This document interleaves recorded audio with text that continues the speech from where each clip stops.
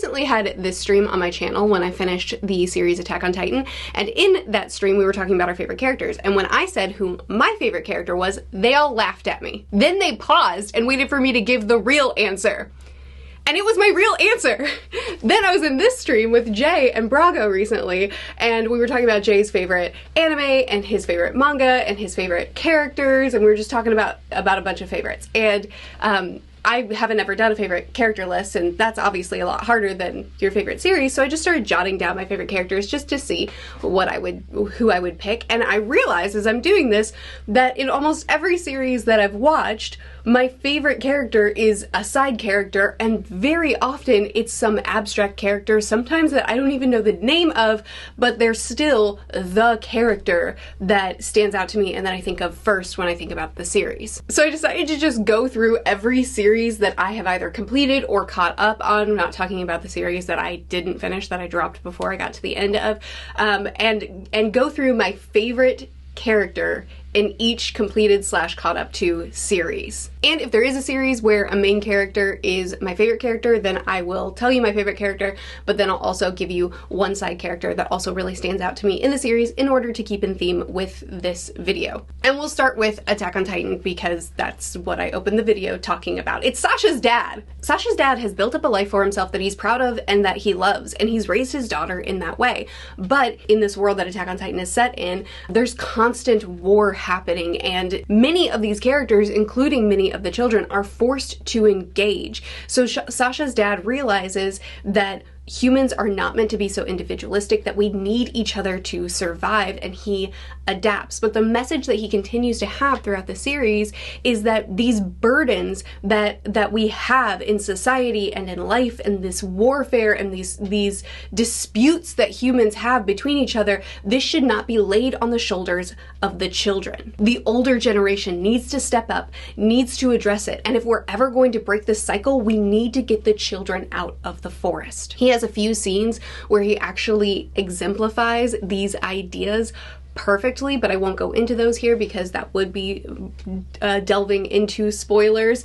But I love the message behind Sasha's dad's character, and I love the execution of watching that play out and how that affects characters in such a direct way that they are able to start coming out of the forest to get out of all this cycle of harm and pain that has been thrust on them. He's a very minor character, don't even know his name, but he is the character that stands out to me the most in the series. For Vinland Saga, my favorite character is Thorfinn because we watch him literally be a child in the forest. His whole life is wrapped around revenge and avenging someone that he lost, and everything that drives him is rage, and we watch him go through that pursuit, what that does to him, and then what comes next. But because he's the main character, I will also give you a side character that I love. This is super abstract, and I really hope I can find the panel, but it's this random mother. I don't even think she's named. She gets a single scene in the series, but we're introduced to her as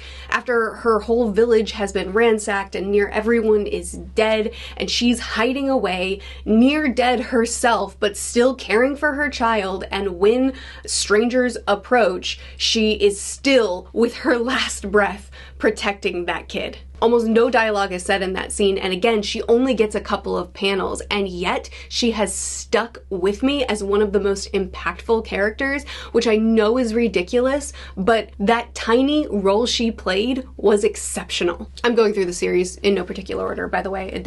I wrote them down as I thought about them, and that's the order that I'm going in. They're not being ranked. Yona of the Dawn, it's Zeno. Zeno is introduced so late in the series that I really can't tell you much about him. All I'll say is that he is sweet, he's darling, it's easy to just want to protect him, but then as he starts being the protector in the series, you just want to protect him even more.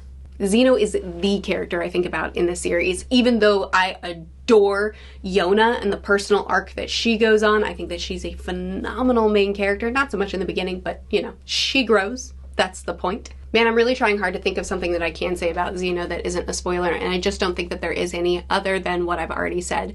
So just know that the emotional damage that I took with this character is high. One Piece, Corazon is my favorite. Easy, probably will never be toppled. Even in recent arcs, it's still him. A character that has been through some extraordinary pain and has taken that and chosen to use his life to get other kids out of the forest. Wow, there's a theme here. I didn't mean to do it, and I didn't notice when I wrote these things down, but I do see the kind of characters that I tend to like. He devotes his life to trying to get kids out of the cycle, trying to help others like he wished he could have helped his brother. The self-sacrifice and love that is shown through this character instantly propelled him to the top for me, and there is no knocking him off the top. However, because he is a widely loved character, I'm also going to mention Toto, because he is my second favorite, and that is an extremely abstract character. This more fits in line with the theme of, you only got a couple of scenes, why does this character mean so much to me? I'll direct you to my One Piece favorite characters video that I did a couple of years ago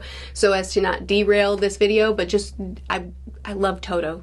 So, like, easy second. I actually wrote him down before Corazon, and I was like, hold on, let's calm down. My favorite Hunter x Hunter character is Killua because of where we see him start and where he goes. Killua is ruthless. He is thoughtless in his actions. He will kill without a second thought or without any sort of remorse, and he is also very, very alone. And through the series, we see him become Gon's best friend and learn friendship to the point where at first he doesn't understand how a friendship could ever come to him in his life and doesn't know how to process it.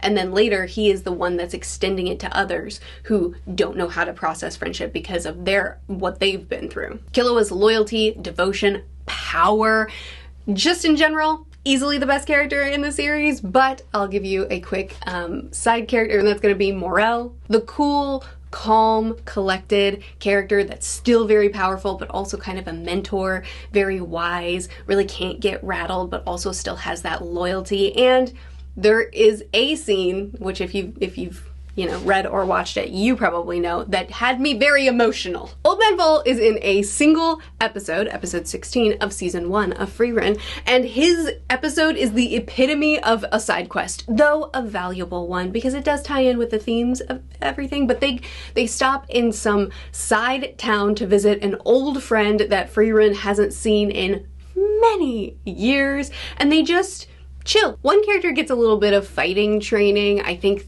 they might also collect some food or something, but really nothing significant happens in this episode except that it's my favorite episode in the whole series because Frieren sits around and talks to an old friend, relates to him, and remembers the good old times and nurtures an old, nearly forgotten friendship, which is very in line with the themes of what the story is doing. But Old Man Vol is not only a very sweet character, but the role he plays in this episode is that he is this small village's protector. The reason the village is able to survive and do as well as it does is because Old Man Vol makes sure that no one comes in and hurts the people of this village. He's devoted his life to it, and he doesn't remember why. He just knows that this is what he's doing and it's what he wants to be doing. As the episode goes on, we realize that the reason is because this was his wife's old village, and when she passed away, shortly before she passed away, she asked him to protect it for her because it meant something to her. This episode, this character, shows that old, solid love. That resilient love that's deep within the character to the point that even when his memories start to fade, his devotion to the one that he loved and to protecting what she cared about it stays with him and stays as his most important thing, even though the details around it have faded away. If I were to make a top 10 character list overall of all anime, Vol might make the list, even though, again, a single episode and it was a side tangent. But he is the epitome of what I think of when I think of love. I don't think of, a whirlwind romance or falling in love. I think of that old, steady love, that devotion that's so deep that it's a settled part of you. JoJo's Bizarre Adventures, it's Dio! Technically a side character, but everyone knows that he's actually the main character of this story, so I'll give you a secondary character. This little ghost girl, who I don't know the name of, she's from part 4. She is at the beginning and the end of this part. Her introduction is very like creepy, and I love a good ghost girl. In general, it's a pattern for me in series, but also when her story does come back around, the way it ties into all the main things going on, and it's such a triumphant ending for her character and her story. Easily my second favorite character. And Jotaro too. Fullmetal Alchemist, my favorite character is Al because of the loyalty that he shows and because he will do literally anything for his people. But if I were to choose a side character, it's probably Scar. I love a character that once we get their story, it expands everything to the point that it kind of changes our perspective on so much of what we once knew. He has so much depth. His backstory is incredible. And in a story that's already very deep despite being so short, Scar is a much needed addition to make it that much deeper. Vagabond, my favorite character is Rendo. Again, a very abstract character. We're introduced to her as well as a big brother type character that she lives with and trains with. And if I'm remembering correctly, we were introduced to the big brother type character, I'm almost positive, the big brother type character well before we're introduced to her. And then we come back around to him and we're introduced to her. She is incredibly strong, amazing fighter, very stoic and on guard, but also to the right people, to the ones that she trusts, very vulnerable. Her story is terribly tragic, and she is in the list of characters that I would love to just protect for my whole life. Just come into my home, I will protect you, I will take care of you. But in a story that is very emotional and has plenty of tragedy around every corner, her story stood out to me a lot. Dragon Ball, my favorite character is Vegeta. He was my favorite from the beginning because I loved how over the top he is. I mean, from the beginning of his introduction. He's so sure of himself, constantly gets knocked down, and that really just doesn't change how much he thinks he is worth. But also he gets an extraordinary personal character arc, and even when he calms down a lot, he still remains grumpy, and I love him so much. But to give you a side character, because Vegeta is pretty, he's a pretty big character in the series, it's Piccolo, who also is a pretty big character, but he too is very grumpy and explosive and violent, but also just very nurturing. To Your Eternity, I chose Perona. It's the protective, self-sacrifice, I'll do anything to take care of my sister kind of character. We've seen a few of these on my list. It's a pattern for me. To Your Eternity is a series that I loved in the beginning and just went way downhill, just nosedive. But I really did love Perona's character a lot. Speaking of series that didn't end as well as they started, for the Promised Neverland, I'll probably pick Rei. I actually don't have extremely strong feelings about any of these characters now after the fact. I'm pretty sure I did have an attachment to characters while I was reading, but none of them have really stuck with me that strongly, but I do remember really liking Rei. For Naruto, my favorite character is Gaara. As I was reading through the series, he was the character that I constantly brought up and would just go on these in-depth discussions on his motivations and his tragedy, everything he's been through, his personal character arc. I just loved him so much. I'll also mention Shikamaru because he is probably on the same level of Gaara now. He's a character that snuck up on me near the end, just went from someone I was barely paying attention to my other favorite character. Just really surprised me. An incredibly intelligent, incredibly strong, protective character. He really stood up. He grew up and fulfilled the role that he felt he needed to fulfill, and I just love his character. Akane Banashi, it's gonna be Akane. This is a very close story. At first, we're just following this one character as she's learning Rakugo and facing different opponents, and she doesn't really have a lot of characters around her. And then at the point where I caught up with the series, which now I'm not caught up, but at the point where I did catch up, she was just beginning to develop a group of friends, so I'm sure there's some side characters somewhere in the series that now I could mention, but at the point that I got to it, Akane was my favorite, and then maybe her dad I could mention because I did really like the role he played as well. On that same note, Descending Stories, which is also a manga about Rakugo, and I read these two right close together. I think I did Akane first and then Descending Stories. I don't have a character for you because my two favorite characters, my one especially favorite character that I would have put on this list, I'm pretty mad at. Kind of got ruined at the very end, so I couldn't put him on the list. I almost didn't mention it in the video, but that would be inauthentic because I said I was going through every series, and I loved reading Descending Stories. The ending did not ruin the series. I still think it's a great series, but there's one scene really did mess up my feelings for my favorite character. Mob Psycho. My favorite character is Ritsu. Introduced to us as a very loyal, devoted, loving brother, so instantly I am attached to him because that's my MO, but then he has a lot that he has to work through. He has a lot that he has to process, stuff that he hasn't really addressed, and it comes out in really ugly ways. And we watch him go through that, and I won't say anything other than he's a character that was doing what he believed was right, and I believe was in his nature, but not addressing the desires he had and the difficult feelings that he knew he shouldn't have, but he wasn't dealing with. How that came to show up in his life, and then how he was able to have a more balanced and healthy way of moving forward was really well written. Spy Family, my favorite characters are all the main characters. It's Yor, Anya, Lloyd, their doggo. Maybe I might choose the school headmaster because he's a loon and I love how crazy he is. And he does have an extraordinary backstory once you get to it. So yeah, I guess I'd pick him. Witch Hat Atelier, my favorite character, is again a side character. The way we're introduced to him, he's the character that opens up the disparity of the world for us. He's the character that shows us that the systems that are at play that make sense on the surface, you can kind of understand the logic behind the reason magic is being withheld from the common public and only given to a few people.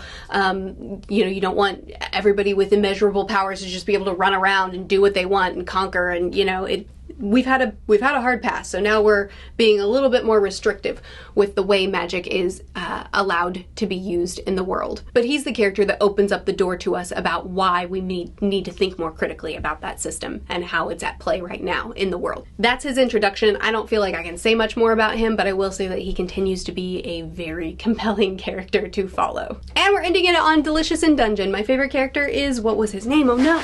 Senshi. My favorite character is Senshi. He is the dwarf that we meet in the dungeons who has been there for a while. He knows what kind of creatures you can eat, and he has a passion for cooking and for sharing these recipes and sharing his knowledge. So we're introduced to him as just this like charming, happy, really unflinching character, you know, like no matter what they face, he just kind of doesn't budge in his demeanor. So he's that steady rock mentor character that I tend to love.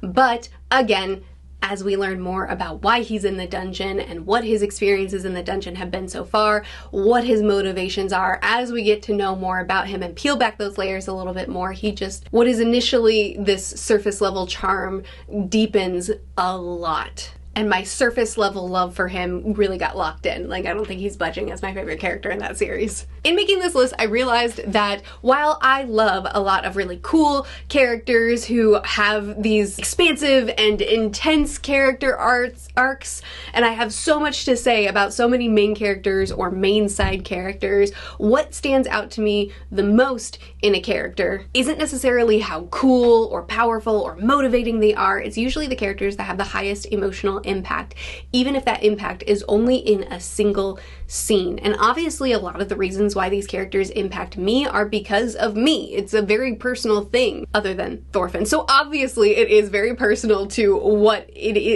has the emotional impact for me, not just in general. But a character that can just have a very short impact on the story, but it's written so well that that impact is so high that they resonate throughout the entire story for me, is some of my favorite writing. And so those characters tend to be my favorite characters. Anyway, I don't know if this is an interesting video to you, but it was fun for me to make. Please let me know if you have any favorite characters, if you share any favorite characters with me from my list, if there's any that you didn't even remember. That would be pretty amazing if I actually remembered something that someone else didn't. And what is it that makes a favorite character for you? Is it the emotional impact? Is it the cool factor? Is it the power factor? Is it something different? Please do chat with me more in the comments. I would love to continue discussing it with you. I'll see you again soon. Bye.